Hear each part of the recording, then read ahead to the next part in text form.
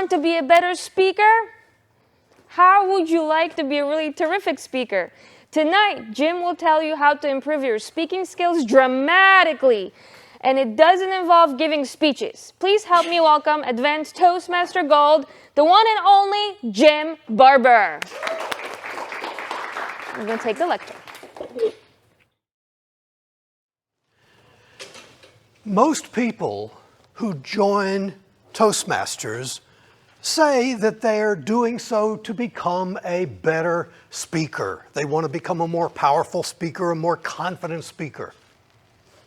And that may apply to you.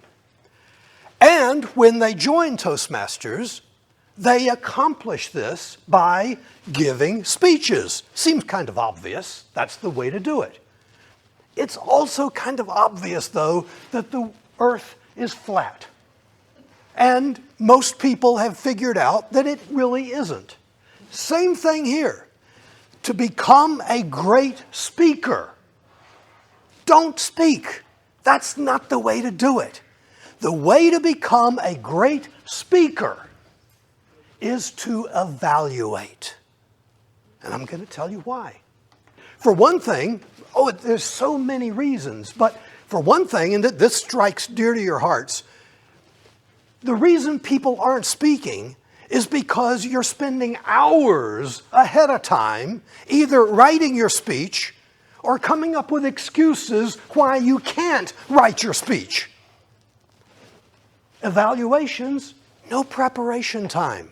You don't have to prepare. You don't know who you're going to be evaluating. You don't know what they're going to be saying. You can't prepare in advance, which makes it easy. All you have to do is show up, and that's it. And you do your evaluation. No preparation time. No advanced preparation. That is great. But let's get to the benefits of doing it. You are speaking when you evaluate. You're giving, it's a 2 to 3 minute speech. It's much shorter. But still, 2 to 3 minutes to 5 to 7 minutes, it's just longer, that's all. Now, if you can prepare, as Phyllis is doing this evening, if you can prepare your evaluation, a 2 to 3 minute speech in 20 minutes, then you can prepare a 5 to 7 minute speech in under an hour. Wouldn't that be a great skill to have? To be able to put together a 5 to 7 minute speech in under an hour, and you can do it if you learn to evaluate. That's not all, though. When you do evaluate, before you can do any evaluating, you have to listen. You have to listen to the person that is speaking. Now, there's 2 ways of listening, basically. You can listen for enjoyment, or you can listen for analysis. And they're different. Let's take Eric, for example. Let's say that Eric is up here speaking, and he's being funny. He's making people laugh, rolling in the aisles kind of thing. And so you observe, hey, Eric is funny. That's not an evaluation. Everybody can see that Eric is funny.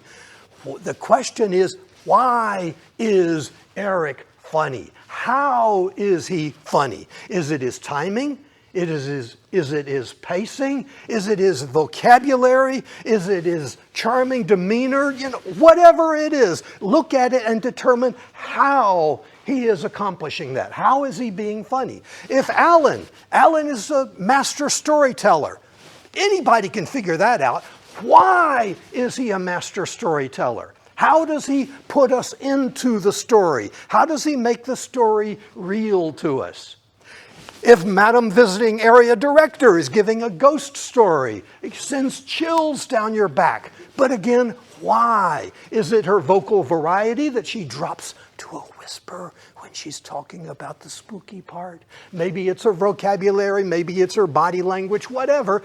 If you analyze the different things, that's different than enjoying the presentation. And here's the cool part. When you are analyzing somebody else's presentation, when you're figuring out why they are funny, why they are spooky, then you're making yourself a better speaker as well, because you're studying what they are doing. So you're improving by evaluating somebody else. But we're not done. you're doing an evaluation, after you listen to the person, analytically, you're determining what they did, how they did it, and that sort of thing. It comes time to write your speech. And you have to write one. You've got a 2 to 3 minute speech that you need to give. It needs to have an opening, it needs to have a body, it needs to have structure, it needs to have a conclusion. This is, again, something that you're going to have to do, and you do it very quickly. You've got about 20 minutes to do it in. You put that together. This is, again, a valuable skill that you're going to be learning yourself.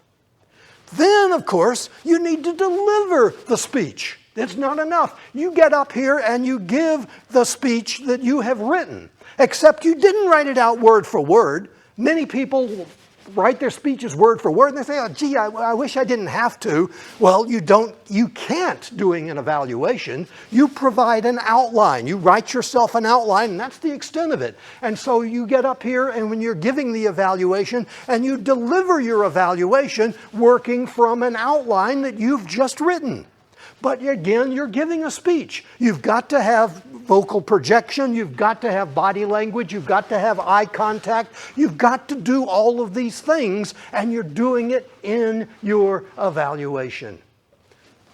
But wait, there's more. It's not just the different things. It's not just the active listening. It's not just the speech writing in a hurry. It's not just the delivery.